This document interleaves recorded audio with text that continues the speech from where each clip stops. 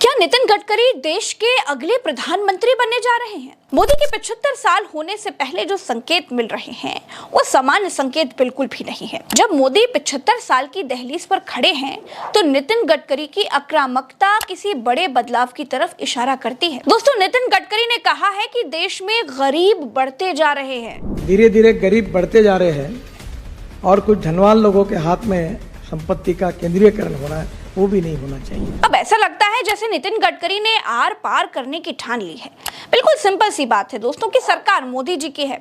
मोदी राज में धीरे धीरे गरीब लोग बढ़ते जा रहे हैं, ये कहना आज की तारीख में भाजपा के भीतर किसी के लिए भी पॉसिबल दिखाई नहीं देता। ऐसा लगता है कि इतनी हिम्मत तो किसी में भी नहीं है।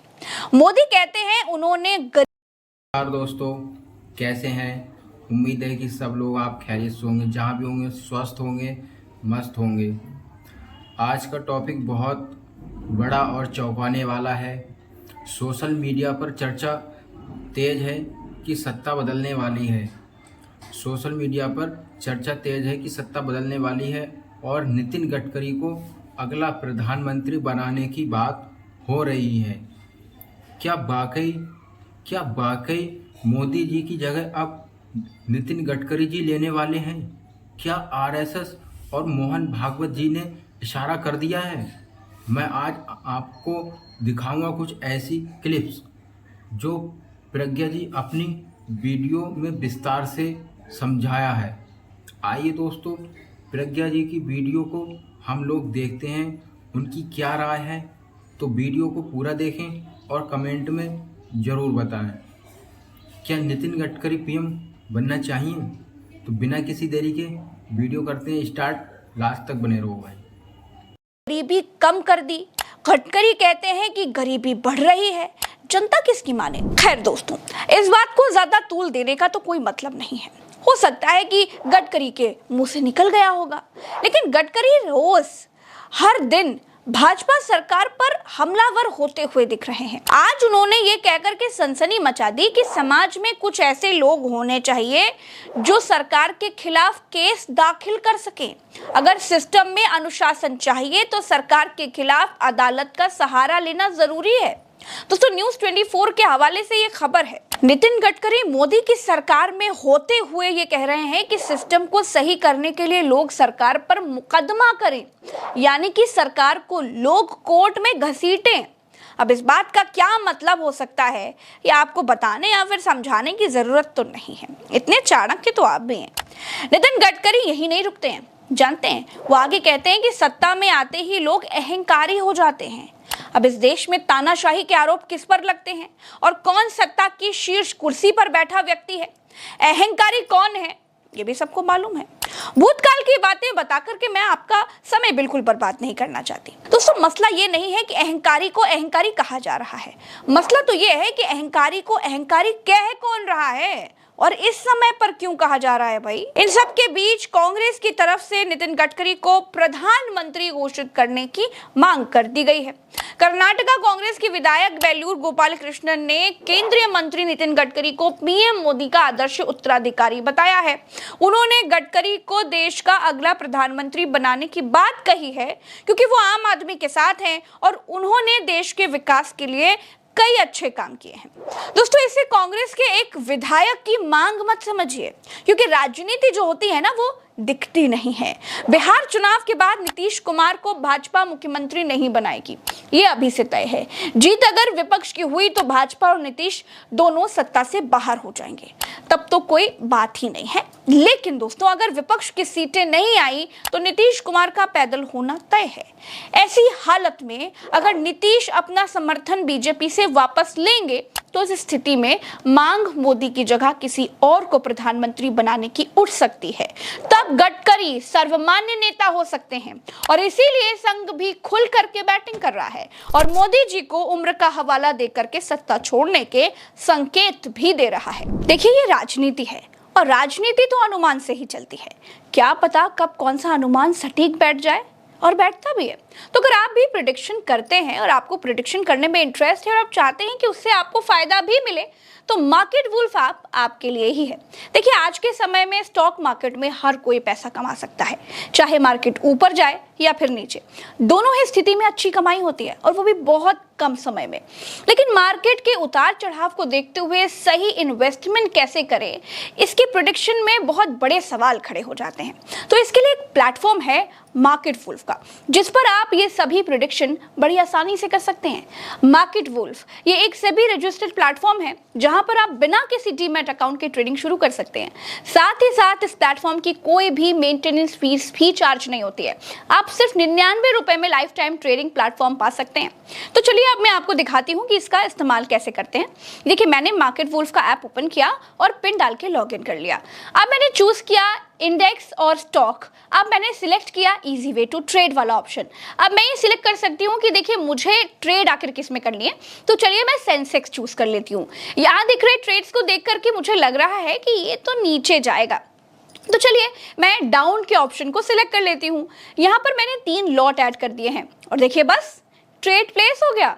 यहाँ मैं अपना ट्रेड लाइव मॉनिटर भी कर सकती हूँ। देखिए, ये ऐप की एक और बड़ी खासियत है, आप यहाँ पर बहुत कम अमाउंट में ट्रेडिंग शुरू कर सकते हैं, जहाँ पर दूसरे ऐप्स आपको निवेश करने के लिए 3 गुना ज्यादा पैसे मांगते हैं। यहाँ पर आपको ऐसा कुछ नहीं करना होता। इसके साथ ही इसका एक अलग फीचर है जो कि है स्टॉप लॉस का, जो आपके ट्रेड पर स्टॉप लॉस लगा देता है अगर आप लॉस की एक लिमिट तक रीच कर जाते हैं तो। और इसी फीचर की वजह से ये बिगनर्स के लिए एक सेफ और बड़ा ही ईजी प्लेटफॉर्म बन गया है।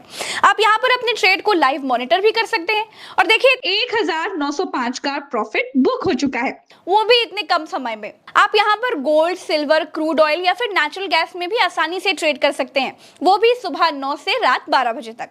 और हाँ, यहाँ एक पूरी प्रोफेशनल एनालिसिस टीम है जो आपको फ्री में ट्रेडिंग एडवाइस देती है। तो अगर आपको आइडिया ही नहीं आ रहा है कि भाई ट्रेड करना किस में चाहिए, तो टेंशन मत लीजिए, बस इसके विश्लेषकों की एडवाइस लीजिए।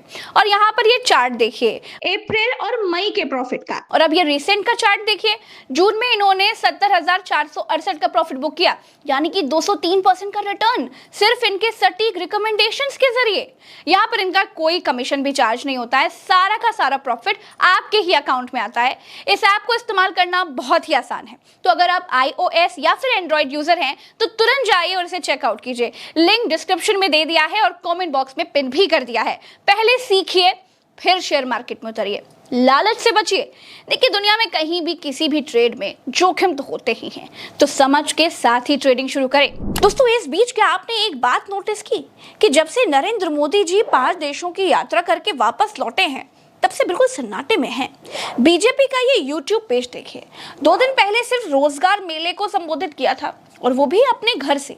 मतलब रैली, रोड शो, माला माइक के शौकीन नरेंद्र मोदी जी घर से नहीं निकल रहे हैं। ऐसा नहीं है कि उनके पास करने को काम वाम नहीं है, भाई बड़े बड़े काम हैं, जैसे बीजेपी का राष्ट्रीय अध्यक्ष चुनना, जैसे बिहार में मंगलसूत्र, मटन, मछली करवाना।